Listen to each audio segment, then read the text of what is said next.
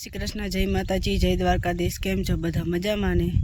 તો જો આપણે છે ને આપણું કામ પકડી લીધું છે, વળી દાંતેડું લઈ લીધું। આજ તો હે દિવાહો, તો આજથી હવે શ્રાવણ મહિનો બેહી ગયો છે, એટલે હાઈતમ આવ્યા મોર આપણે એકવાર નેદી લઈએ એટલે આપણે પાછું હાઈતમ ઉપર વહેમું ના લાગે ને હાઈતમ ઉપર પાછા રખડી હગી। તો ચલો આપણી માંડવી હવે તો અસલની થઈ ગઈ છે, ઉઈગી પારવી ઉઈગી ને હુકારો આવ્યો ને હુકારો તો હજી કોક કોક છે, પણ હવે અસલ થઈ ગઈ છે, હવે વાંધો નથી।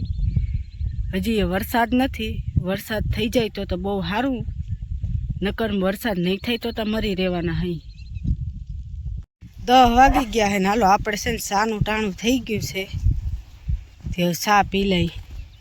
હાલો બધા ચા પીવા।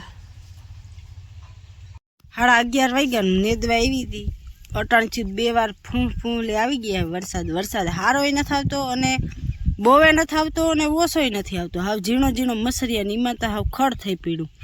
મારે નેદવા સિવાય બીજો કંઈ ધંધો નથી।